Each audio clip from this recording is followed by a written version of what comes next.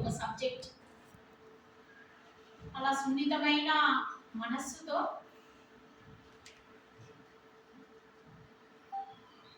అలా ఉన్న వాళ్ళు తొందరగా కలిసిపోవడము, కలిసిపోయేటువంటి కళ అనేది వారికి ఉంటుంది.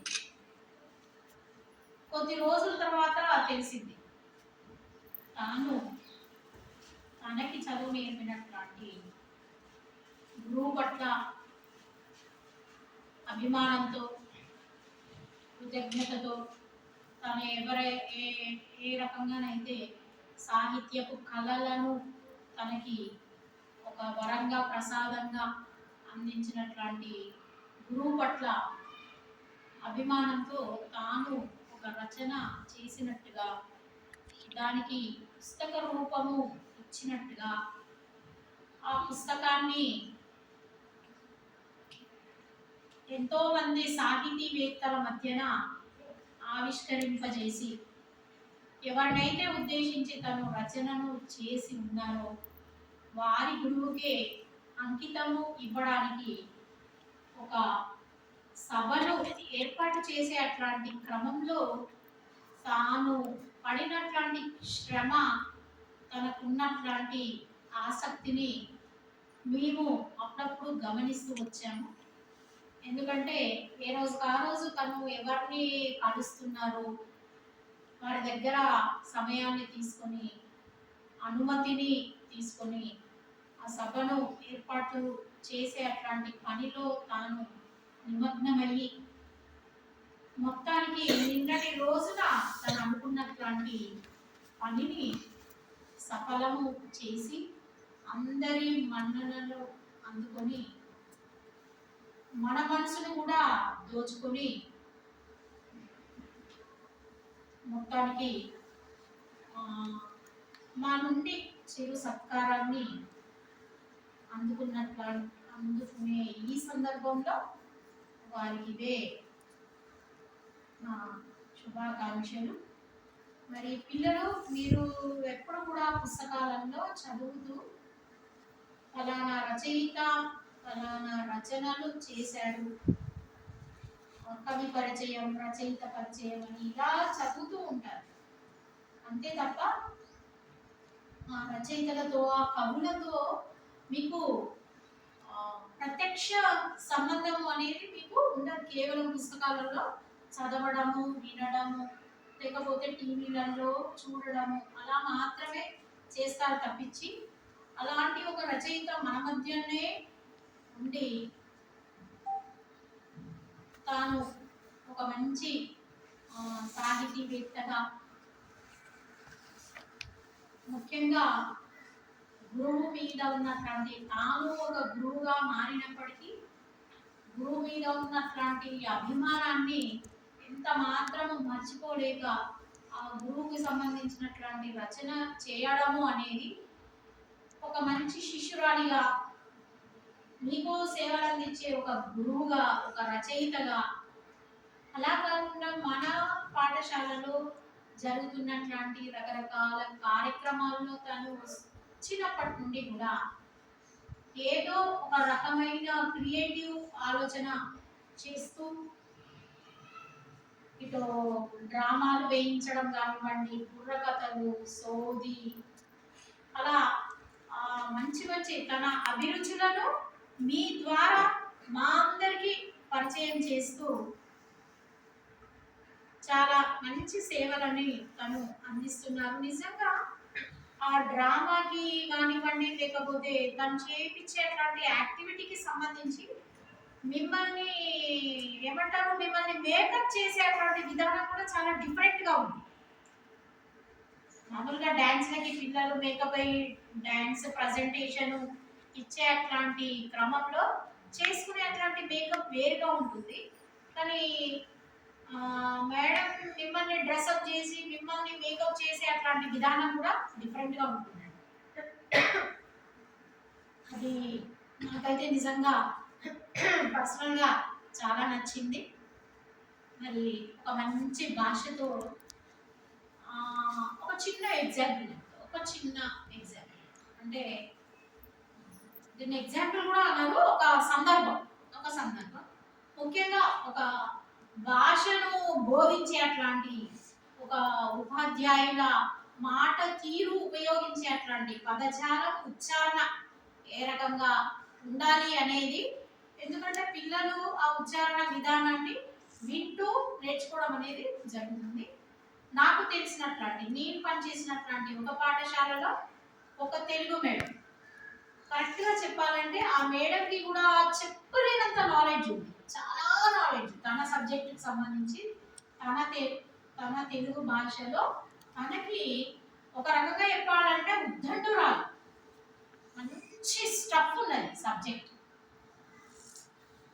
తనేంటి ఇలా ఎవరైనా రిటైర్ అవుతున్నప్పుడు వాళ్ళకి సంబంధించినటువంటి దాన్ని ఏమంటారు, సన్మాన పత్రం, సన్మాన పత్రాన్ని చాలా మంచి భాషలో, ఐ మీన్ మంచి పదజాలంతో రచించే అట్లాంటి స్కిల్ ఉంది. అప్పటికప్పుడు పద్యాలు కట్టి పాడేంత ఉంది తనకి. బట్ తను మాట్లాడేటప్పుడు పాటలు చెప్పేటప్పుడు ఉచ్చారణ అనేది అస్సలు బాగుండదు. ఒక ఆఫీసర్ తన క్లాస్ ని అబ్జర్వ్ చేసి తనకు ఒక సలహా ఇచ్చి వెళ్ళిండు అనమాట. ఏంటంటే అమ్మ మీరు మాట్లాడే తీరు, అంటే మీ భాష తీరు, మీరు ఉచ్చరించే విధానం, మీరు ఉపయోగించే పదజాలాన్ని మీరు మార్చుకోవాలి అని చెప్పారు. అట్లా లాంగ్వేజ్ టీచర్కి లాంగ్వేజ్ ప్రజెంటేషన్ అనేది చాలా చాలా చాలా ఇంపార్టెంట్. ప్రతి టీచర్కి చాలా ఇంపార్టెంట్, అందులో లాంగ్వేజ్ టీచర్స్కి చాలా ఇంపార్టెంట్. ఎందుకంటే ప్రతి నాన్ లాంగ్వేజ్ని మనం లాంగ్వేజ్ని అప్లై చేస్తూ చదువుతూ ఉంటాం. మరి నిజంగా మేడం మాట్లాడేటప్పుడు తను మాట తీరు, ఉచ్చరించే విధానం అనేది చాలా సున్నితంగా, ఆసక్తికరంగా, వినసొంపుగా చాలా బాగా ఉంటుంది. మరి తను అలా మాట్లాడుతున్నప్పుడు మాట్లాడే విధానాన్ని మీరు కూడా గమనించి చక్కగా, ఎందుకంటే పిల్లలు అనుకరణ ద్వారానే నేర్చుకుంటారు. మీకు నచ్చిన టీచర్లని, సార్లని మీరు అనుకరిస్తూ నేను వాళ్ళలాగా మాట్లాడాలి, వాళ్ళలాగా ఉండాలి, వాళ్ళలాగా నేర్చుకోవాలి, పెద్ద అయిన తర్వాత వాళ్ళలాగా కావాలి అని అనుకుంటూ ఉంటారు పిల్లలు. వాళ్ళకి తెలియకుండానే అనుకుంటూ ఉంటారు. ప్రతి స్టూడెంట్ కూడా వాళ్ళకి నచ్చినటువంటి ఒక టీచర్, సార్ ఎవరో ఒకరు ఉంటారు. అలా మీకు చాలా మందికి ఇష్టమైన టీచర్గా విజయలక్ష్మి మేడం ఉంటారని అనుకోవడంలో ఎలాంటి డౌట్ లేదు. మరి భవిష్యత్తులో కూడా ఇంకా చాలా కాలము మన పాఠశాలలో మనతో కలిసి మేడం పనిచేయాలని మనస్ఫూర్తిగా కోరుకుంటూ, తనకున్నట్లాంటి సాహిత్యాభిలాషని పిల్లల్లో కూడా పెంపొందింప చేస్తూ పిల్లలకు కూడా సాహిత్యం పట్ల అభిరుచిని కలుగజేసే అట్లాంటి రకరకాల యాక్టివిటీస్ని చేపట్టి మరి అలా చేస్తారనే నమ్మకం ఉంది. చెయ్యగలుగుతారు, తను చేసే అట్లాంటి ఓపిక, కోరిక అనేది మనకు ఉన్నాయి నా అబ్జర్వేషన్లో.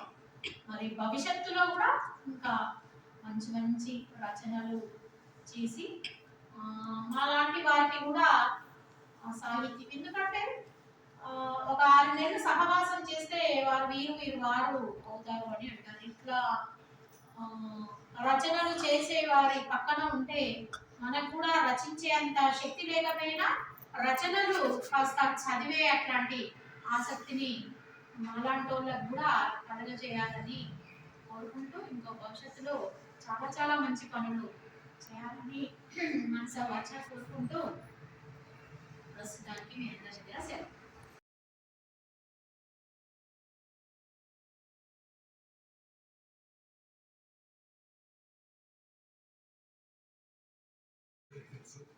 సో మేడం గారు అలాగా తన కుటుంబ బాధ్యతలు నిర్వహిస్తూ, ఇటు ఉపాధ్యాయులుగా పాఠశాలలో విధులు నిర్వహిస్తూ, మరియు సాహిత్యం పట్ల తనకు ఉన్న మక్కువతో రచనలు అంటే పద్యాలు రాస్తూ, మరి ఆ పద్యాలు కూడా ఒక శతకం అంటే 100 పద్యాలు అంటే ఎక్కువ రాసి, మరియు ఆ రాసినటువంటి పుస్తకాన్ని ప్రచురించి అది కూడా మరి గురువు గారికి తమ గురువు గారి పేరు మీద గురువు గారికి అంకితం చేయడం అంటే ఇది చాలా అతిశయోక్తి కాదు.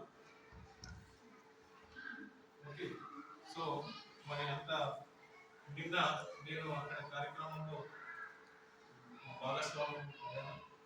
మరి అక్కడ వక్తలు చాలా బాగా తెలుగు భాష అంటే దేశ భాషలంతా తెలుగు లెస్స అని కవులు అన్నారు. మరి అదేవిధంగా మరి మేడం గారు రాసినటువంటి పద్యాలను కూడా వాటి భావాన్ని కూడా నిన్న వక్తలు మాట్లాడుతూ మేడం గారు రాసినటువంటి ఒక వక్త మాట్లాడిన సందర్భంలో మేడం గారు రాసినటువంటి 3 పద్యాలను చదివి వాటి భావాన్ని మాకు అంటే ఎక్స్ప్లెయిన్ చేయడం జరిగింది, అంటే దాన్ని వివరించడం జరిగింది. అది చాలా బాగా అనిపించింది. అయితే మేము చదువుతున్న పుస్తకం కానీ మాకు ఆ పద్యంలోని భావాలు మాకు అర్థం కాకపోవచ్చు. అయితే విన్నటువంటి అక్కడ వక్త మాట్లాడినటువంటి 3 పద్యాల భావాలు చాలా బాగా వివరించి చెప్పారు. అది ఎంతగానో నన్ను ఆకట్టుకుంది. నేను కొంత సమయం మాత్రమే అక్కడ వెచ్చించగలిగాను ప్రోగ్రాంలో. ఒక 2-3 వక్తలు మాట్లాడేంతసేపు ఉండగలిగాను. తదుపరి వేరే కార్యక్రమాలు కూడా నాకు వెళ్ళవలసి వచ్చింది. కానీ ఇంకా మొత్తం కార్యక్రమం నేను అక్కడే ఉండాలని నా మనసు బాగా ఆకట్టుకుంది ఆ ప్రోగ్రాం. సో ఆ విధంగా మరి మేడం ఇంత గొప్పగా మరి అదేవిధంగా తెలంగాణ తెలుగు భాష ఇప్పుడు కనుమరుగవుతున్నటువంటి సమయంలో మరి మేడం గారు చక్కని రచన చేసి తెలంగాణ భాష తెలంగాణ సాహిత్యాన్ని కాపాడుతున్నందుకు అక్కడ వక్తలు మేడం గారిని అభినందించడం జరిగింది. సో అదేవిధంగా మేమందరం కూడా మన పాఠశాల పక్షాన ఉపాధ్యాయుల పక్షాన మేడం గారిని మనస్ఫూర్తిగా అభినందిస్తున్నాం. మరి ఇలాగే ఎన్నో రచనలు చేయాలని చెప్పి మరి మన తెలంగాణ తెలుగు భాషను కాపాడాలని చెప్పి మరి తదుపరి భావి భారత తెలంగాణ తెలుగు పౌరులకు సాహిత్యాన్ని అందించాలని చెప్పి కోరుకుంటూ ఒక పద్యం తెలుగులో ఉప్పు కప్పురము నొక్క పోలికము చూడ చూడ రుచులు జాడలేదు పురుషులందు పుణ్య పురుషులు వేరేగా విశ్వదారులు ఆమోదించారు. సో మరి మేడం తెలుగు సాహిత్యానికి తెలుగు భాషకు తన సాహిత్యాన్ని అందించి ఒక పుణ్య స్త్రీగా పేరు వచ్చారని చెప్పి నేను ఈ సందర్భంగా తెలుగు భాషకి పుణ్యం చేసుకున్నట్టుగా నేను వారిని అభినందిస్తున్నాను. తదుపరి ఇంకా ఎలాంటి రచనలు చేసి మరి మంచి పేరు ప్రఖ్యాతలు ఉండాలని చెప్పి మనస్ఫూర్తిగా కోరుకుంటూ మేడం గారికి మరి మాకు అన్నిటి ప్రోగ్రాంలో పాల్గొనే అవకాశం మాకు కలిగించినందుకు తన ఆహ్వానం ద్వారా మేడం గారికి ధన్యవాదాలు తెలియజేసుకుంటున్నాం. Thank you.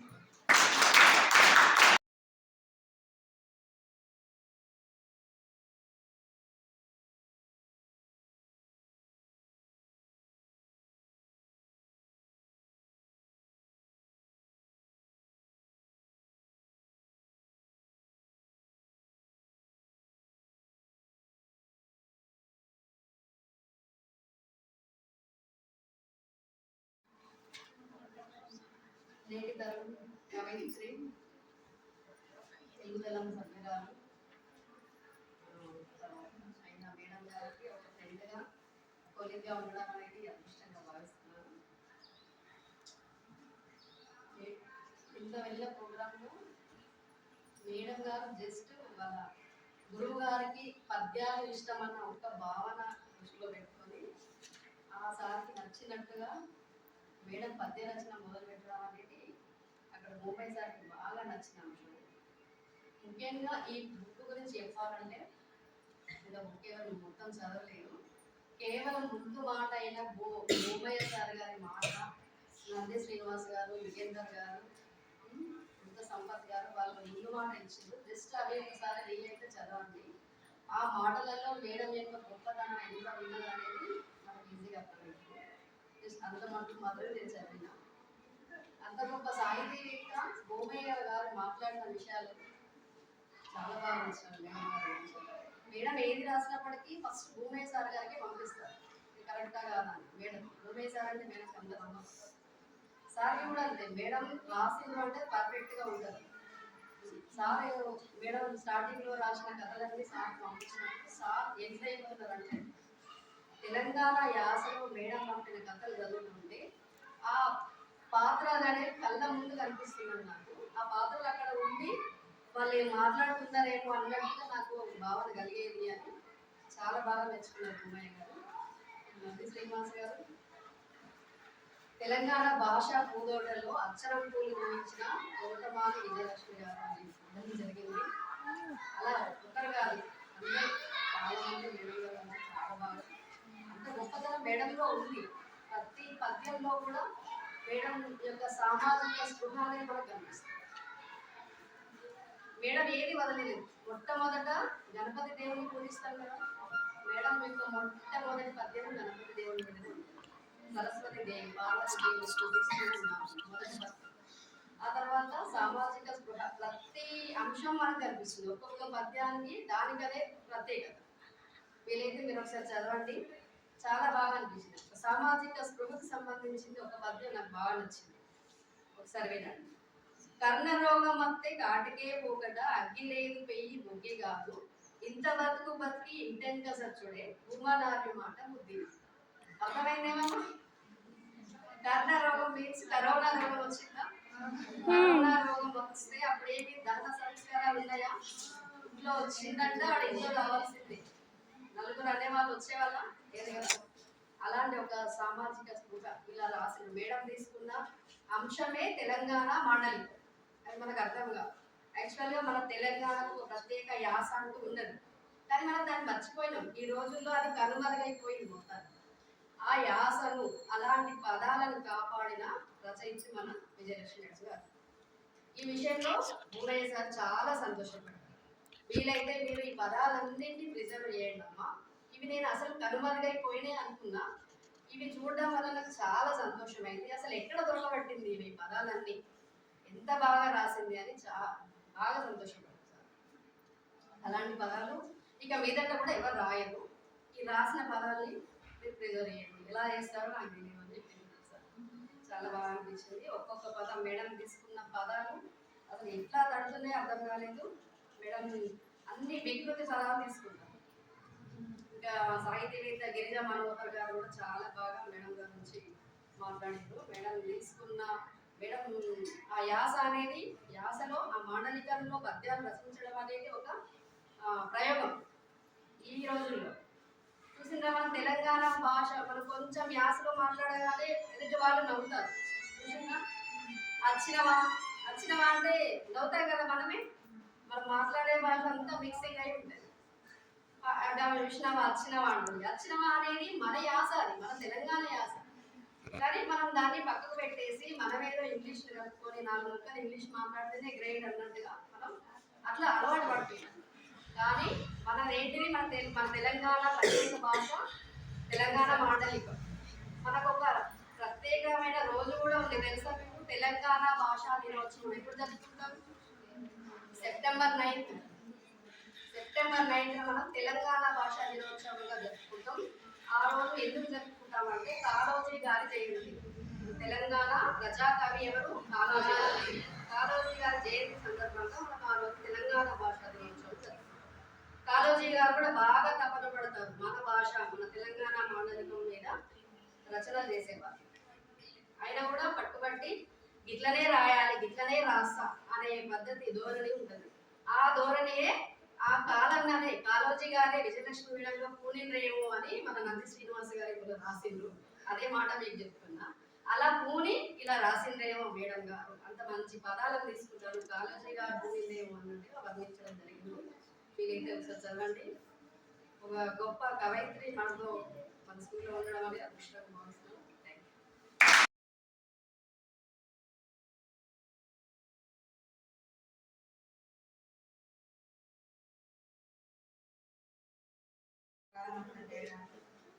మరియు ఉపాధ్యాయులందరికీ నమస్కారము మరియు విద్యార్థులకు శుభాశిస్సులు. మరియు సన్మానం అయినటువంటి మేడం గారికి కూడా ప్రత్యేకమైనటువంటి నమస్కారం. మరి మేడం గారు ఇంత గొప్ప అవకాశం ఇక్కడ నిలబడి మాట్లాడేటువంటి అవకాశం ఇచ్చినందుకు ముందుగానే ఫస్ట్ ధన్యవాదాలు. ఎందుకంటే అసలు మేడం చూస్తే అసలు ఈ బుక్ మేడమే రాసిందా అనిపిస్తుంది నాకు. అంటే గొప్పవారి యొక్క విధి విధానం అట్లా ఉంటుంది. వాళ్ళని చూడగానే అసలు ఏంటిది వీళ్ళు ఇంత చేయగలుగుతారా అసలు అనేటువంటి భావన ఏర్పడుతుంది. అట్లా అసలు మేడం మాతో ఉంటున్నప్పుడు అనిపిస్తుంది అసలు బుక్ అంతా మేడం ఎంత నాలెడ్జ్ ఉన్నప్పటికీ కూడా ఇంత సిన్సియర్గా ఇంత సింపుల్గా ఉండడం ఏంటి అనిపిస్తుంది. అట్లనే గొప్ప వాళ్ళందరూ కూడా ఎవరిని తీసుకున్నప్పటికీ కవయిత్రులైనా సరే ఏ రంగంలోనైనా గొప్ప వాళ్ళంతా కూడా ఇలాగానే మరి ఉంటారని చెప్పడానికి మేడం గారు మనకు సాక్ష్యంగా నిలబడడానికి మనము చాలా సాహిత్యంలో నేను ఎప్పుడు ప్రతిరోజు చెప్తూనే ఉంటాను. మీరాబాయి, సుభద్ర కుమారి చౌహాన్, ఇట్లా మహాదేవి వర్మ ఇట్లా చెప్పుకుంటూ వెళ్తూ ఉంటాం. అందులో మరి మేడం గారిని కూడా మనం ప్రత్యక్షంగా మనం ఇట్లా మేడం గారి గురించి మనం వినడం, ఉనికి విశేషత ఉనికి పరిచయం అని అంటూ ఉంటారు కదా. అట్లనే మేడం గారి కూడా ఈరోజు అట్లాంటి ఉదాహరణకు మరి పేరుగా ఉన్నందుకు నిజంగా నేను చాలా సంతోషపడుతున్నా. ఇలాంటి రచనలు మేడం ఇంకెన్నో కూడా చేస్తూ మేడం సంతోషంగా వాళ్ళ ఫ్యామిలీతో ఆయురారోగ్యంగా ఉండాలని అందరి భగవంతులకు కటాక్షాలు భగవంతులు మేడం మీద ఉండాలని ప్రత్యేకంగా భగవంతుని కోరుకుంటూ ముగిస్తున్నాను.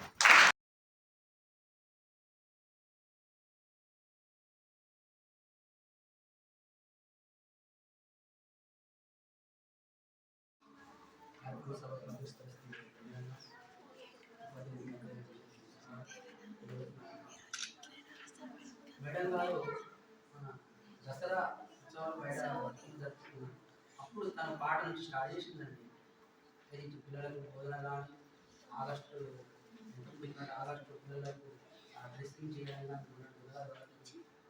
చూసుకుంటే ఇన్నిటి అంటే సాంస్కృతిక కార్యక్రమం చేయడం బోధన చేయడం అట్ ద సేమ్ టైం ఇన్ని రోజులు కష్టపడి ఈ యొక్క రాష్ట్రం అనేది అది మామూలు విషయం కాదు. చాలా ఎంతో జ్ఞానం సంపాదించింది. మళ్ళీ ఈ రోజుల్లో ఏంటంటే గురువును మర్చిపోతున్నారు పిల్లలు. మర్చిపోలేదు బోధన చేసిన గురువును తనకి ఇష్టమని తన పేరు మొత్తం వచ్చేటట్టుగా రాస్తూ తెలంగాణ మాటలు కానీ ఈరోజు మనం దర్శిస్తూ ఇంకా పనిచేయడానికి చాలా గర్వంగా ఫీల్ మా మనసులో పనిచేయడానికి. అలాగే మేడం ఇంకా చాలా ఫ్యూచర్ కనుక ఇలాంటి పుస్తకాలు ఇంకా రాసి మంచి పేరు తెచ్చుకోవాలని కోరుకుంటూ మీకు ఏంటంటే ఇట్లా సన్మానం మీ ముందు చేస్తామంటే మీరు కూడా అంటే మేడలకు చూడండి, లేకపోతే మీ రంగాలు కూడా మీరు టాప్ వెళ్ళి మీరు కూడా ఇట్లా సన్మానం పొందాలని మీరు కూడా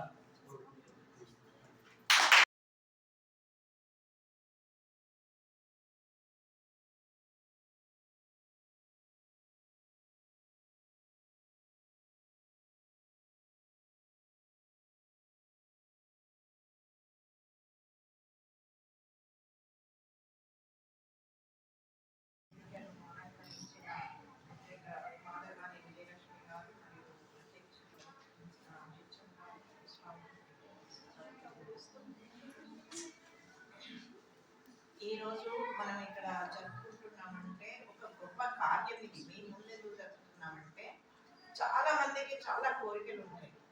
అందరి గురించి ఎన్నో కళలు అంటున్నారు, కానీ నెరవేర్చుకునే వాళ్ళు కొద్ది మంది.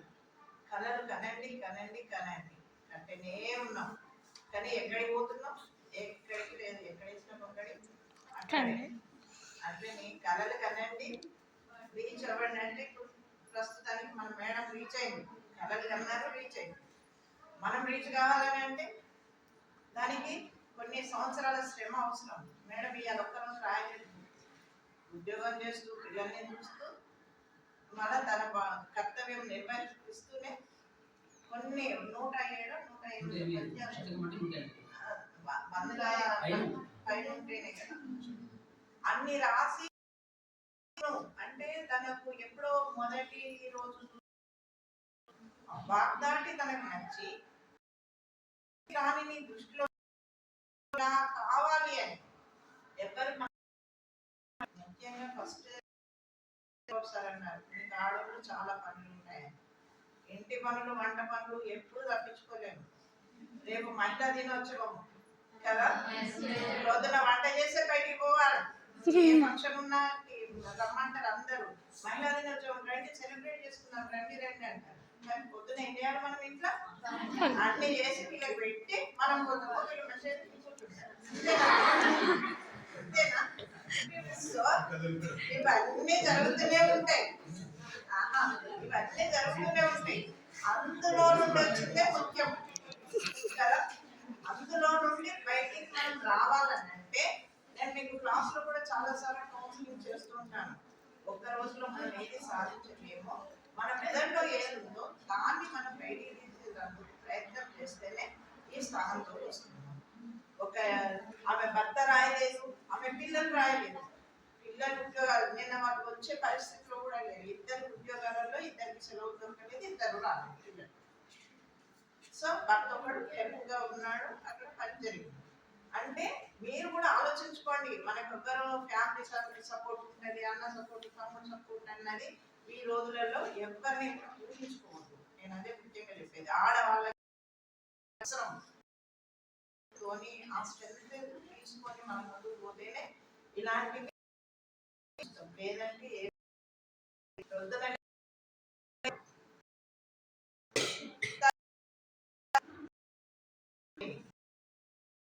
అంతే కదా, ఇవే పనులు ఉంటాయి. కాబట్టి మనం ఎక్కడ మైండ్ లో పెట్టుకొని అవి చేయాలి. ఇవాళ ఆ గురువును తల ఆహారం, ప్రతి మాట మనకు ఒక ఆహారం లాగా రాసింది. మొన్న బుర్రకథ మీరు చూసుంటారు, 10 సెంటెన్సెస్ నేను ఇచ్చాను, 10 నిమిషాల స్టోరీ బుర్రకథ రాయగలిగారు. అంటే మేడంలో ఎంత టాలెంట్ ఉందో దాన్ని బట్టి ఊహించిన మేడం ఇక్కడ నుండి మనందరం కూడా ఇంకా వాడుకోవాలనుకుంటున్నా.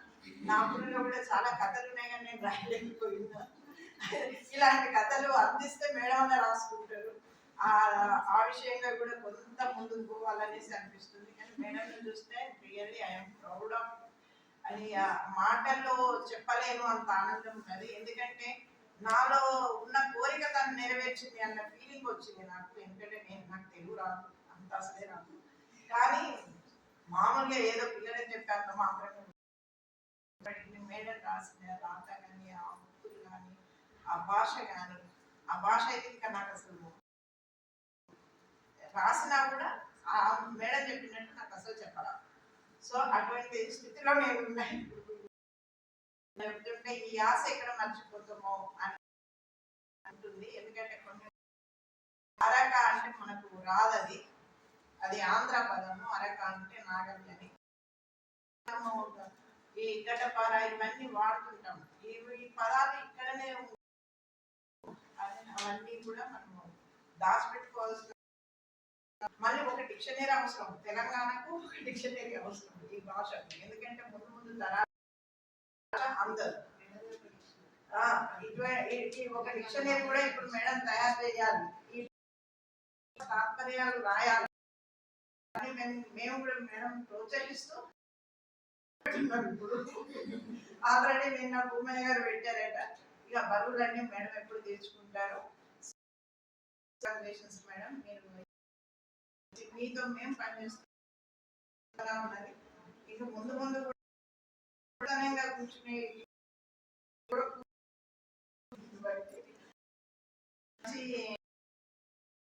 మీరు మంచిది అందజేశారు. ఇంకా మంచి మంచి సామాజిక ఇంకా ఎదగాలనేసి మీరు ఇంకా వాటి మీద ఫోకస్ చేసి రాయాలని కోరుకుంటూ ఇచ్చిన సమయాన్ని కృతజ్ఞతలు తెలియజేస్తున్నాను.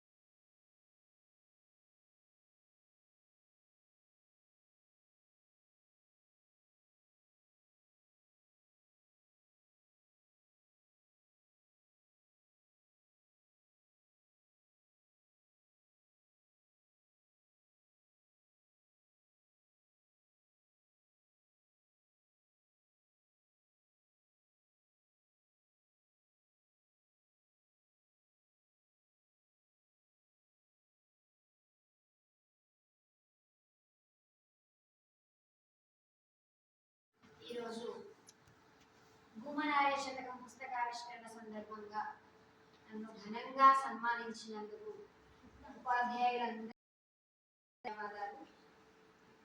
ప్రియమైన విద్యార్థిని విద్యార్థులకు నా శుభాశీస్సులు. ఆచార్య హనుమానుల భూమయ్య గారు నాకు పీజీలో గురువు. అంతకంటే ముందు నుంచి వస్తా. మీ వయసులో ఉన్నప్పుడు, నేను 9వ తరగతిలో ఉన్నప్పుడు కొంపెల్ల రామకృష్ణమూర్తి గారు ఆయన వచ్చిన చదివారు.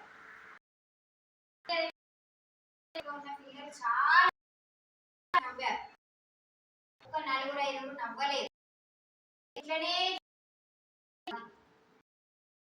నిశ్చలంగా అట్లనే ఉండిపోయారు.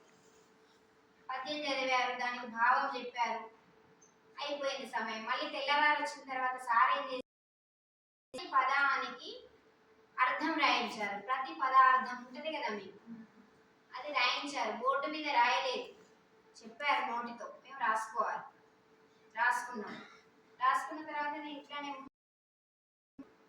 ఇట్లా తీసుకున్నారు. వెంటనే ఆడింది. సార్ వచ్చి నన్ను ఏమంటారు,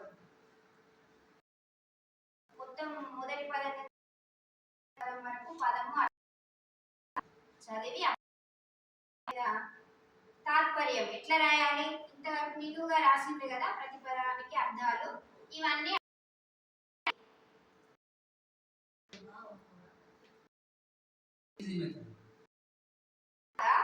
సార్ పద్యం చదువుతున్నప్పుడు కానీ తప్పాలి అక్షరం కింద వేలు పెట్టకపోతే చాలా కోప్పడతారు. అబ్బాయిలనైతే కొట్టిన రోజులు కూడా ఉన్నాయి వేలు పెట్టకపోతే. ఎందుకంటే కూడా చాలా సార్లు కంటితో చూస్తాం అక్షరాన్ని, అందువల్ల ఈ వేలు నుంచి నాడీ వ్యవస్థ ద్వారా మెదడుకు చేరుతుంది ఆ జ్ఞానం. ఆ చూసిన అక్షరాన్ని, పలికిన అక్షరాన్ని మనం మర్చిపో. అంటే పాఠాన్ని ఎంత చూడండి. అట్లా 2 సంవత్సరాలు 10వ తరగతి అయిపోయిన తర్వాత ఎంత బాధ కూడా ఈ సార్ మనకు 6వ తరగతిలో ఎందుకు రాలేదు అయిపోయింది. అక్కడ 10వ తరగతి ఉన్నప్పుడు రామకృష్ణమూర్తి సార్ ఏం చెప్పారు అంటే, అమ్మ నువ్వు హనుమానుల భూమయ్య సార్ దగ్గర చదువుకోవాలి. ఈ హనుమానుల భూమయ్య ఎవరో నాకు తెలియదు. ఇంటర్మీడియట్ పింగిలి కాలేజ్, డిగ్రీ కూడా పింగిలి కాలేజ్. అక్కడ ఒక మేడం లీడర్ గా పనిచేశారు పరవస్తు లక్ష్మి గారు. ఆమె కూడా ఇంటర్మీడియట్ డిగ్రీలో అందరూ నా తోటి వాళ్ళందరూ వేరే సైన్స్ గ్రూపుల్లో అప్లికేషన్ పెట్టుకున్నారు. నేను కూడా గొర్రె దాటుతానం కదా మనది, ఎవరేం చేస్తే మనం అదే చేస్తాం. నేను కూడా దానికే పెట్టుకున్నాను. అప్పుడు ఈ ఫోన్లు లేవు, ల్యాండ్ బాబు నా కడుపులో ఉన్న డిగ్రీ ఫస్ట్ ఇయర్ ఇంకా కాలేదు. మేడం ఫోన్ చేసి పిలిపించి, అమ్మ నీకు ఇది కాదు, తెలుగు చదువుకోవాలి, తెలుగు చదువుకుంటే నీకు తొందరగా ఉద్యోగం వస్తుంది, నువ్వు జీవితంలో స్థిరపడుతుంది, నీకు అది అవసరం, ఇప్పుడు నీవు జీవితంలో స్థిరపడడం అనేది నీకు చాలా అవసరం అని చెప్పి ఆమె అప్లికేషన్ మార్పించి HPML history, political science, modern language Telugu అక్కడ డిగ్రీ అయిపోయింది. డిగ్రీ ఇక వెంటనే తర్వాత చదువు ఉంటుంది కదా, మళ్ళీ పీజీకి వచ్చిన తర్వాత ఎంట్రన్స్ రాయాలి, పీజీలో సీట్ రావాలి. పరీక్షకు ఆ కొంపెల్ల నువ్వు పండగలకు పోతాం కదా అమ్మ వాళ్ళ ఇంటికి, ఇగో ఈ పుస్తకాలు తీసుకుపోయి చదువుకొని ప్రవేశ పరీక్ష రాయమ్మా అని తీసి పెట్టేవాళ్ళు అనమాట నాకు సార్. అవి తీసుకొచ్చుకొని చదువుకుంటే పీజీలో సీట్ వచ్చింది. అవి అప్పుడు కనిపించింది హనుమానుల భూమయ్య సార్. కనిపించిన తర్వాత మొట్టమొదటి రోజు క్లాస్కు వెళ్ళి ఇట్లనే కూర్చున్నాం. ఇలాగా కూర్చున్న తర్వాత సార్ వచ్చారు, పంచకట్టులో వచ్చిండు సార్, హనుమానుల భూమయ్య సార్. మేము నవ్వినాం అందరం. మరి సార్ అంటే ప్యాంటు షర్ట్ వేసుకొని రావాలి కదా, పంచకట్టుతో వచ్చింది సార్. మంచిగా కూర్చున్నాడు. మీరు చూడలేదు తర్వాత అంటే గురువులకి ఇది కూడా స్వరూపం. దానిస్తారని వచ్చి పరీక్ష పెట్టింది. అందరూ తల ఒక పీజీలో. ఇంకా అప్పుడు ఇంకా అక్కడ ఎట్లా జరిగిందో 9వ తరగతిలో మళ్ళీ ఇక్కడ కూడా అదే జరిగింది. అందరూ భయపడే మొదలు పెట్టిన వాళ్ళు మధ్యలోనే ఆపేసి. ఒకసారి అయితే ఆయన కూడా ఇప్పుడు తెలుగు సార్ అయిండు ఖమ్మంలో. ఈ దోసపాటి నాగేశ్వరరావు గారిని ఎస్ఆర్పి ఇప్పుడు అక్కడ అంటే స్టేట్ రిసోర్స్ పర్సన్ గా ఉన్నారు మేడం. ఆయన భారతంలో 18 వెతుకున్నాడు శ్రీవాణి గిరిజాస్తిరాయ అని. అంటే భూమయ్య సార్ ముందు మనం చూపెట్టుకోవాలి కదా, ఆగిపోయింది. అట్లా అందరు తల ఒకటి చదివింది, నేను కూడా ఒకటి చదివింది. సిరిగల వానికి చెల్లును తరముల 16,000 తగ పెండ్లాడను తిరిపమునకిద్దరాండ్రా పరమేశా గంగవిడు పార్వతి చాలు. అంటే బాగా డబ్బులు ఉన్న వాళ్ళకు ఇద్దరు భార్యలను పోషించే శక్తి ఉంటది. శ్రీగల వానికి చెల్లును తరుణులు 16,000 శ్రీకృష్ణుని గురించి చెప్తున్నాడు. తరుణులు అంటే స్త్రీలు. తిరిపేమనకి ఇద్దరాండ్రా భిక్ష ఎత్తుకునే వాడికి నువ్వు శివుడివి, నీకు భిక్ష ఎత్తుకుంటావు, తెల్లారేస్తే నీకు ఇద్దరు ఎందుకయ్యా గంగమ్మ గౌరమ్మ, మేము ఇక్కడ ఎండాకాలం వచ్చి మా నాలుకలు తడారిపోతున్నాయి, గంగని విడు పార్వతి చాలు నీకు అని శ్రీనాథుడు. దీన్ని ఆశు పద్యం అంటారు. అంటే అప్పటికప్పుడు ఆయన దాహం వేస్తే అప్పటికప్పుడు పద్యం అని చెప్పుకున్నాడు. కృష్ణదేవరాయలు శ్రీనాథుడు ప్రయాణం చేస్తూ ప్రయాణం మధ్యలో ఆ పద్యం చెప్పిన నేను. సార్ ఎవరిని మెచ్చుకోరు, మనసులో ఉంటది అంతే. ఇక అట్లా పీజీలో 2 సంవత్సరాలు. భూమయ్య సార్ పాఠం లేకపోతే ఆ రోజు యూనివర్సిటీకి పోయినా మాకేం మనసు బాగుండేది కాదన్న.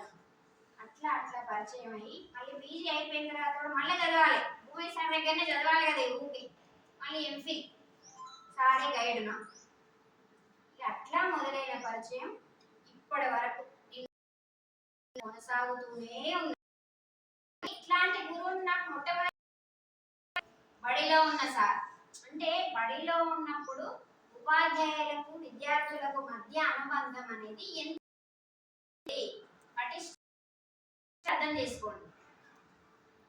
ఏదైనా ఇప్పుడు సంస్కృతిని కాపాడుకోవాలంటే ఒక బడిలో పిల్లల్ని చూస్తేనట అనిపిస్తుందట కొందరికి, ఈ బడిలో పీఈటీ మేడము పీఈటీ సారు లేరు, అందుకే పిల్లలు ఇట్లున్నారు.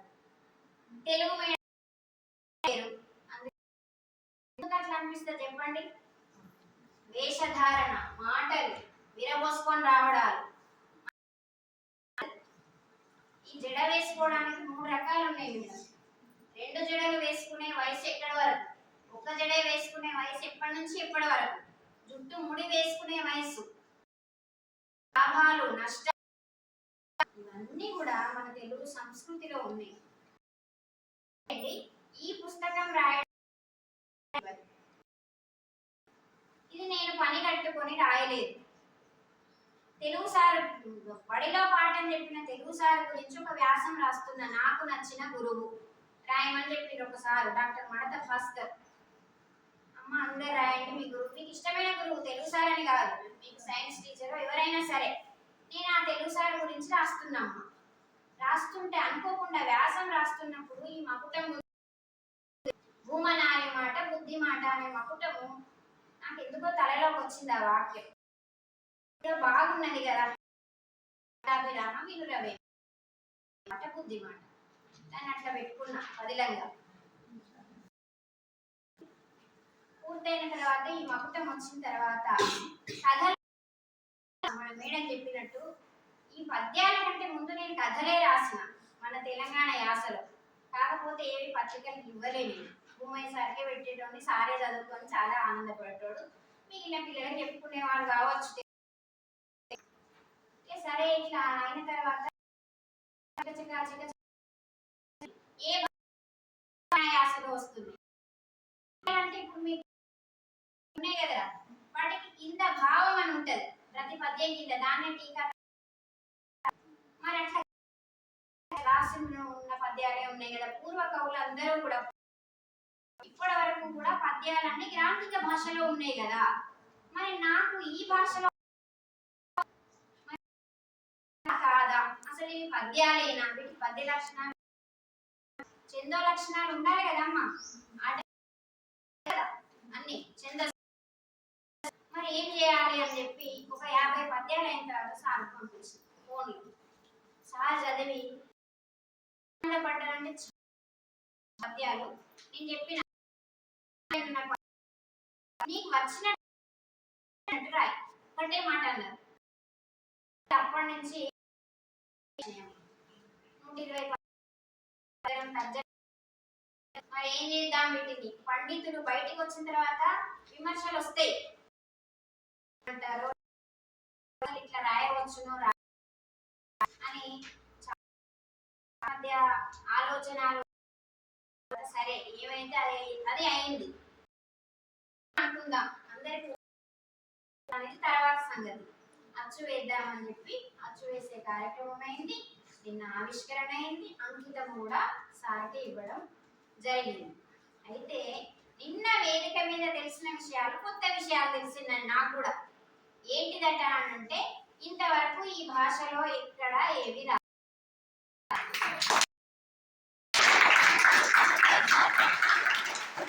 ఏమనుకునేదానంటే ఈ భూమయ్య సార్ చాలా గొప్ప కవి కదా, ఈ భూమయ్య సార్కి ఇది తెలియదు కావచ్చు, అందుకే నేను ఏది రాసినా మంచిగా ఉన్నది అంటాను అనుకున్నా మేడం. ఎందుకంటే వ్యవహారిక భాష వాళ్ళు ఎక్కడ చదవరు, వినరు, వెదురు కట్ట సార్ మన జగిత్యాల దగ్గర అని నేను అనుకున్నా. కానీ ఆయన మొత్తం నిన్న చెప్తుంటే అసలు నేనైతే ఆశ్చర్యపోయినా. అసలు ఎక్కడ కూడా భద్రపరచలేదు ఈ భాష. ఇప్పుడు ఏమన్నారు అని అంటే దీని గురించి నేను సంతోషపడడం లేదు, దీనికంటే ముందు వచ్చిన కథలు రావాలి బయటికి, ఇంకొక బాధ్యత. ఇప్పుడు ఆ కథలని 10 కథలు పోయినాయి సెల్ ఫోన్లో. 2 సంవత్సరాలు కష్టపడి టైప్ చేసినాయని సినిమా మార్చేసరికి పోయింది. అదొక బాధ. నువ్వు రాసినాయి కదా మళ్ళీ మొదలు పెట్టంటారు. ఇక head of the department Telugu doctor మామిడి లింగయ్య గారు, ఆయన ఏమంటున్నారమ్మా, ఇది మన భాషే, మీకు అర్థమవుతుందిరా. సార్ వాళ్ళు కూడా గొప్ప గొప్పలు మాట్లాడారు కదా ఇందాక మేడం అన్నట్టు, మన భాష మాట్లాడతలేం మనం, పుస్తకాలలో ఉన్నది పత్రికా భాష మాట్లాడుతున్నాం. ఆ సార్ ఏమంటారంటే మీరు తొందరగా టీకా తాత్పర్యం రాయాలి, దీనికి నేను 10వ తరగతిలో పుస్తకాలలో పెట్టిస్తా అని ఆ సార్ అంటారు. దీనికి ఏం టీకా తాత్పర్యం రాస్తాం మనం? సరే నిన్న మేడం టైం ఉన్నది, 1 నిమిషం నిన్న వేదిక మీద నాకు అసలు సమయము అంటే నేను తీసుకోకూడదని వాళ్ళు అనలేదు, కానీ నాకంటే పెద్దవాళ్ళు మాట్లాడాలని నేను అసలు ఏం మాట్లాడలేదు. ఏదో 2 నిమిషాలు మాట్లాడినా. మీకు ఒక్కటే పద్యం చదివిపిస్తా, మీకు అక్కడే అర్థమైపోతుంది. భూమయ్య సార్కి అంకితం ఇచ్చినాం కాబట్టి ఆయనకి ఎందుకు అంకితం ఇచ్చినాను అనేది ఒక పద్యం చెప్పినా నేను. చూడండి. పానమేడ ఉండే పద్యాని కంటేను పానమోలే పాడి పాట చేసి బుద్ధి నేర్పెటోళ్ళు భూమయ్య కాడనే, పాఠమంటే చూడు పద్యమోయి. పద్యాల భూమయ్య అని సార్ పేరు వచ్చింది. నిజంగా పద్యంలో ఉన్న పాఠం చెప్పాలంటే సారే చెప్పాలి, పద్యం చదవాలంటే సారే చదవాలి, అంత బాగా చదువుతారు పద్యాన్ని. కాబట్టి ఈ పద్యానికి ప్రాణం ఎక్కడ ఉన్నదంటే భూమయ్య సార్ దగ్గర ఉన్నదని నా మనసుకు అనిపించింది. అందుకనే నేను భూమయ్య సార్కి అంకితం ఇచ్చిన, లేకపోతే నేను రాసింది ఎవరికైనా ఇవ్వచ్చు. అది విషయం, అర్థమైందా? ఇంకొక పద్యం చదవనా?